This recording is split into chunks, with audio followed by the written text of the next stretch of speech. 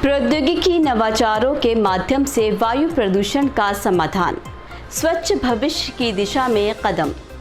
हाल ही में minister of environment, forest and climate change ने लोकसभा में एक लिखित जवाब में भारत में एयर पॉल्यूशन से निपटने के लिए वेरियस टेक्नोलॉजीज के उपयोग से संबंधित परियोजनाओं पर वैल्यूएबल इंसाइट प्रदान की। What are the various technologies based on project deployed to curb air pollution? बसों में पर्यायंत्रा फिल्ट्रेशन यूनिट की स्थापना। एक प्रायोगिक अध्ययन के हिस्से के रूप में 30 बसों की छतों पर पर्यायंत्रा फिल्ट्रेशन यूनिट को इंस्टॉल किया गया। इन यूनिट्स को आसपास के वातावरण से धूल के कणों को प्रभावी ढंग से पकड़ने के लिए डिज़ाइन किया गया था, ताकि एयर पोल्यूशन के स्तर में वाहनों की आवाजाही के योगदान को कम किया जा सके। ट्रैफिक इंटरसेक्शंस पर वायु शोधन यूनिट्स। दिल्ली के प्रमुख ट्रैफिक इंटरसेक्शन पर रणनीतिक रूप से कुल 54 वायु शोधन इकाइयां स्थापित की गई हैं।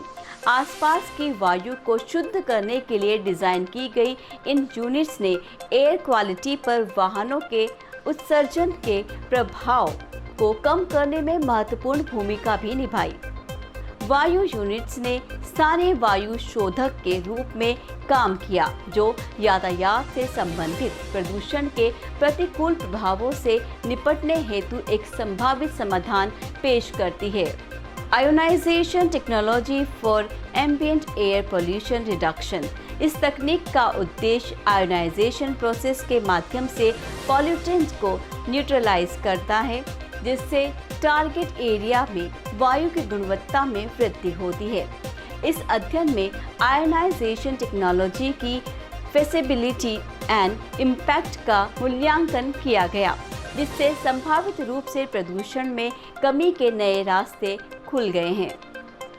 Installation of medium large scale smoke tower substernal air purifier के रूप में कार्य करने वाले इन टावरों का लक्ष्य व्यापक पैमाने पर कण पदार्थ और प्रदूषकों को कम करना है। Indigenous photonic system for air quality monitoring department for science and technology की परियोजना एयर क्वालिटी पैरामीटर्स की वास्तविक समय की रिमोट मॉनिटरिंग हेतु एक इंडिजीनियस फोटोनिक सिस्टम विकसित करने पर केंद्रित है।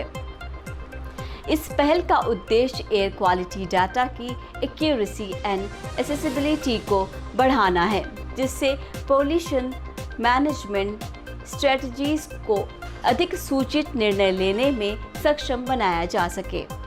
Advancement in electric vehicles (EV).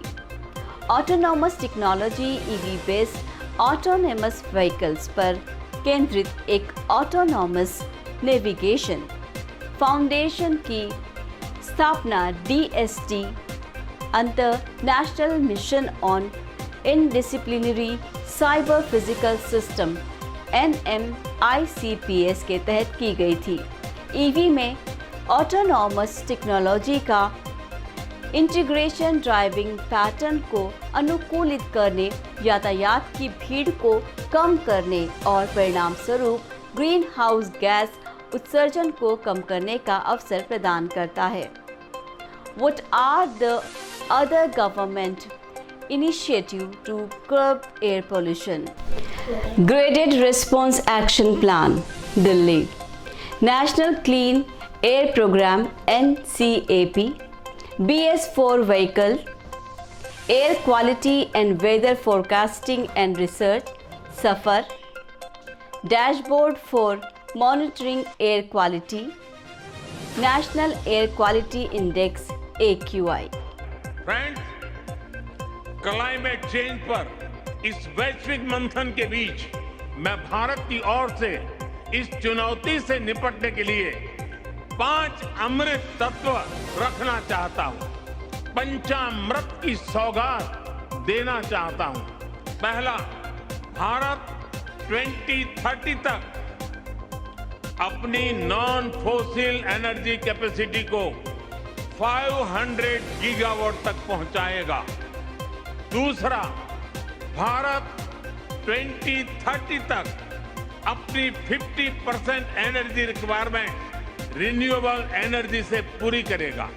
तीसरा, भारत अब से लेकर 2030 तक के कुल प्रोजेक्टेड कार्बन एमिशन में 1 बिलियन टन की कमी करेगा।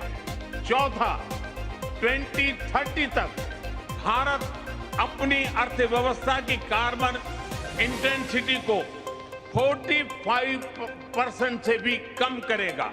और पांचवा, वर्ष 2070 तक भारत नेट जीरो का लक्ष्य हासिल करेगा। ये पंचामृत क्लाइमेट एक्शन में भारत का एक अभूतपूर्व योगदान होंगे।